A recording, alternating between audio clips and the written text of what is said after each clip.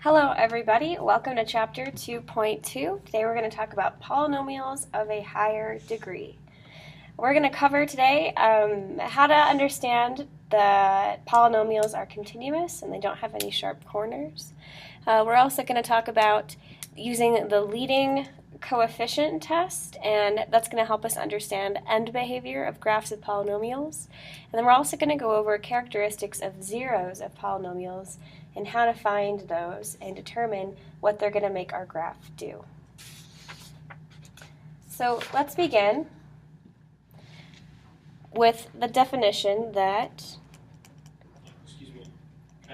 polynomial functions are continuous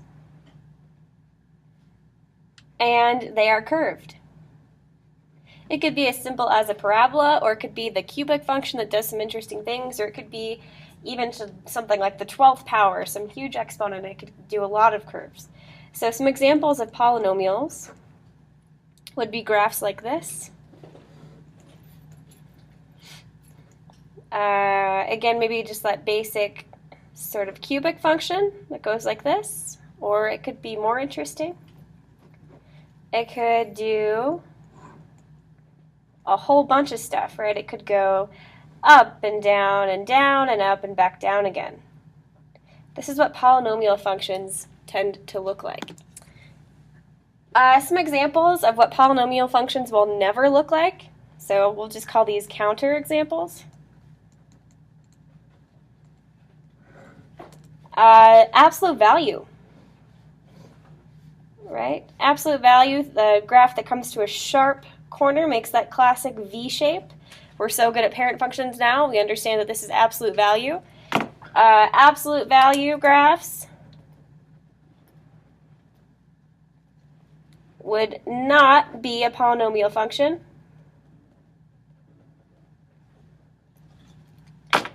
Also, discontinuous graphs, graphs that break or jump, things like the greatest integer function, or functions that just come to a point and then they jump, they break somehow, and they do something else. Maybe piecewise functions sometimes do this as well. So we could just call this discontinuous. Discontinuous would not be a polynomial either. Okay, now that we've defined that, let's get into end behavior. Let's start talking about the leading coefficient test. Leading coefficient test. And next to that, we're going to write the words end behavior, because that's what the leading coefficient test tells us. It tells us about end behavior. To perform the leading coefficient test, let's first look at some examples of polynomials so we understand what a leading coefficient even is. So if we had the polynomial x cubed minus 2x squared plus x plus 1, or negative 2x to the 5th minus x squared plus 5x plus 3, or if we had x to the 4th minus 3x squared plus 2x, the following would be our leading coefficients. And now we can see why they're called leading coefficients. They're all in front, and they all have the highest exponent value. We call that the degree, or Marissa Satala, please come to the office. the n value. Satala, please come to the office. All right, so they all have leading coefficients and they all have n values. This is the nature of polynomials. And what we can do is we can use that n power and we can use the number in front. In this case, this number would be 1, this number would be 1, this number is negative 2. So again, let me emphasize that. This is the leading coefficient. This number These numbers are leading coefficients. Let me make that clear. It's not the x, it's the 1, the -2, and the 1. Those are the leading coefficients. And the n values attached would be 5, would be 4, and would be 3. Okay. That being said, what we can do is we can determine that if the n value is odd, if it's an odd number, so if it's a value like 3, 5, 7, etc., right? 3, 5, 7, ... What we know then is that we look at the leading coefficient, and if that leading coefficient, this is what we call the A value, let's label this A, and A. If this A value in front is greater than 0, our end behavior does this. It starts by going down, the left end goes down, and then some stuff happens, right? It curves, we don't really know what could happen, we're not sure, but we do know that it ends on the right by going up. If your leading coefficient, however, leading co-EF, EFF, is less than 0, if it's a negative number, then what happens is on the left, it starts by coming from the positive infinity side. It starts by going up over here on the left. So we'll call this the left side. And then it does some stuff, right? Polynomials curve at least once. We're not really sure what it's doing in the middle. It could do a bunch of things. It could just do this. It could be doing anything that polynomials do. But then we know the right end would always be facing down. So if your exponent is an odd number and your leading coefficient is positive, you're going down and up. If your n value is an odd number and your leading coefficient is negative, you're going up and then down.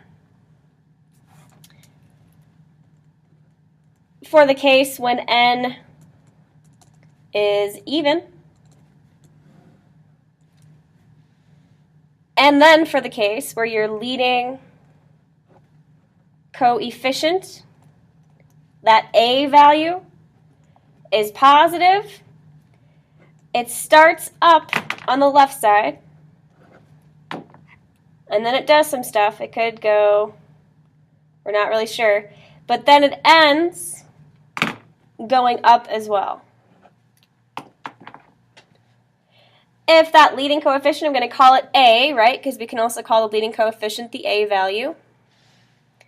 If A is less than 0, if A is a negative number in front, then it starts down, it does some stuff, and it ends by going down. So the left side faces down and the right side faces down. When it's negative, when it's positive, both ends are up. And that is what we can use to help us graph these, like we're going to do in our assignment in class tomorrow.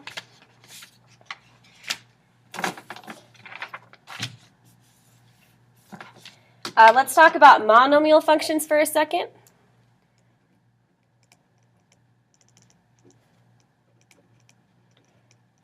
Monomial functions are also called power functions, and they're a little bit simpler. They have less stuff going on than your typical polynomials. And the reason is they look like this. They say y equals x to some exponent value. And they don't have a bunch of terms left over. They just have the one term, the x to a power, so we call it the power function. And these have a couple of characteristics. And we use these characteristics, or we get these characteristics from the n value. So when n is odd,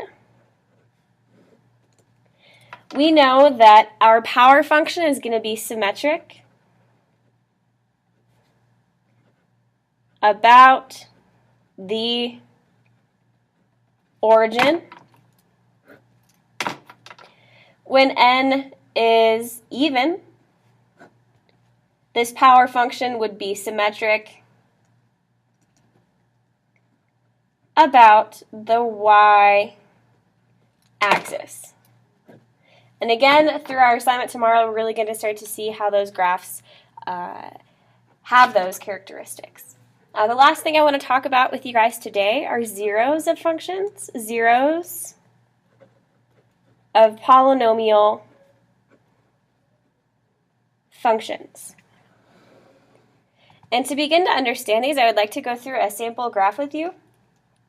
If we look at a graph, let's set one up here. Let's label it -1, +1, 1, and -1. And we're going to be graphing the function y equals -2x to the fourth plus 2x squared. And when we do that, we're going to it's going to start downward and we go up.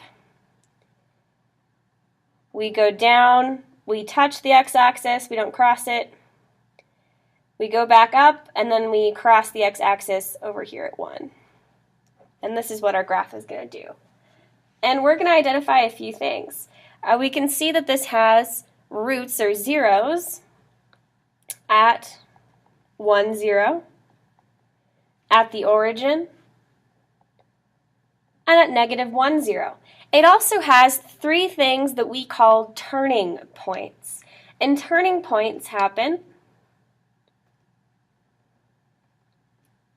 when your graph makes a curve, when your graph goes from increasing to decreasing, or decreasing to increasing. It just makes a curve. Turning point, and this is also a turning point. So again, it was increasing, increasing, increasing, and it started to decrease. That's a turning point. Here it was decreasing, decreasing, decreasing, and then right here it starts to increase. So that's a turning point. Here it's increasing, increasing, increasing, and right here is where it starts to go back down, so we call that a turning point. That's what turning points are defined as, when you go from increasing to decreasing. Let's write that below here. Turning point, graph changes from increasing to decreasing, or vice versa. And next to that, you can also just write like AKA curve, because that's where all of our curves happened, right? All right, moving on. It's important to understand that 4 here is our n value of this function. And n can help us understand a few things about polynomial functions. First of all, polynomials have at most n-1 turning points. And that makes sense for our graph. We had an n of value of 4, so we should have at most 3 turning points, and we have 1, 2, 3. Makes sense. Polynomials have at most n number of zeros as well. Bye, have a good day. And what's important to see there is that also fits for our graph. We have 1, 2, 3 zeros. We could have at most 4, and we have 3. So this rule fits for our function as well.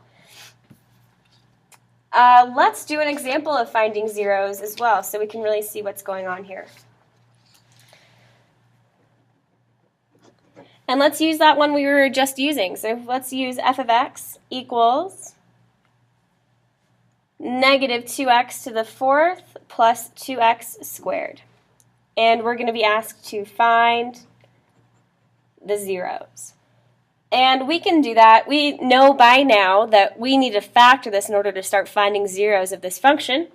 So we can factor out a negative 2x squared, and then we're left with x squared minus 1 inside our parentheses. When we factor further, we get negative 2x squared outside x plus 1, x minus 1. Now, we have found our zero values at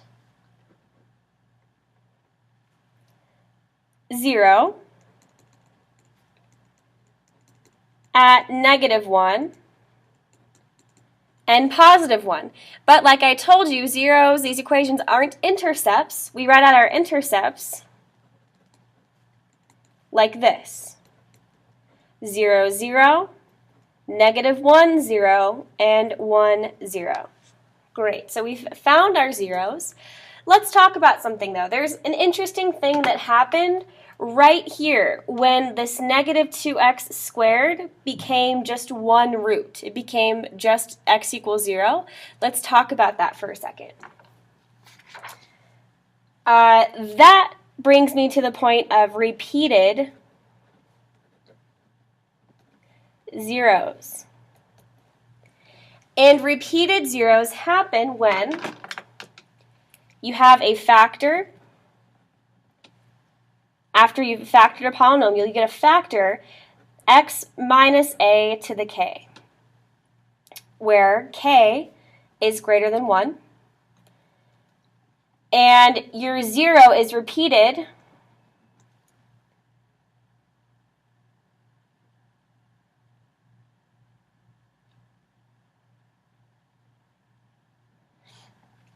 as the a value inside the parentheses.